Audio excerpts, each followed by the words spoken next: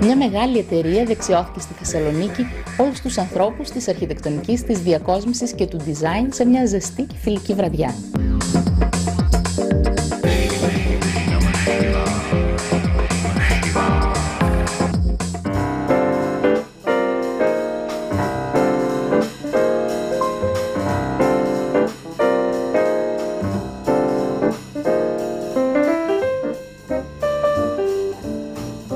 Με στόχο να τους ευχαριστήσει για την εμπιστοσύνη, τη φιλία και τη συνεργασία τόσων χρόνων, αλλά και να παρουσιάσει ό,τι πιο νέο κυκλοφορεί στην ελληνική αγορά, η εταιρεία Σαπουτζή, γενικός αντιπρόσωπος του γερμανικού οίκου Γκρόχε, διοργάνωσε πρόσφατα βραδιά συνάντησης με τους αρχιτέκτονες και δημιουργούς της πόλης στη Θεσσαλονίκη.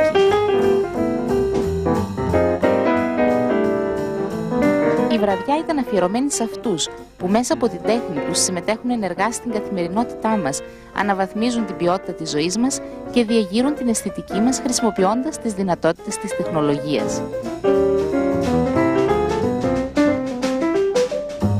Η εταιρεία, πρεσβεύοντας την αναγκαιότητα για τον παγκόσμιο διάλογο της αρχιτεκτονικής, υποστηρίζει ενεργά κορυφαίες εκδηλώσεις του χώρου της.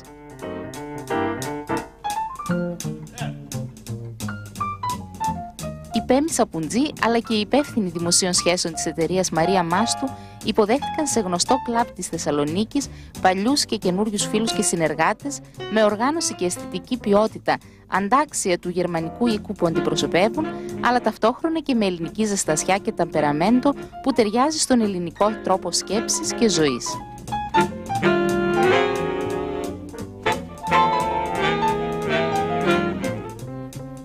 Όσο για τους μηχανικούς, αρχιτέκτονες και διακοσμητές, ήταν όλοι εκεί, αποδεικνύοντας με τα σχόλια και την παρουσία τους την εκτίμηση και την εμπιστοσύνη στα προϊόντα της Γκρόχε, που εδώ και πολλές δεκαετίες αποτελούν τη νούμερο 1 επιλογή της ελληνικής αγοράς.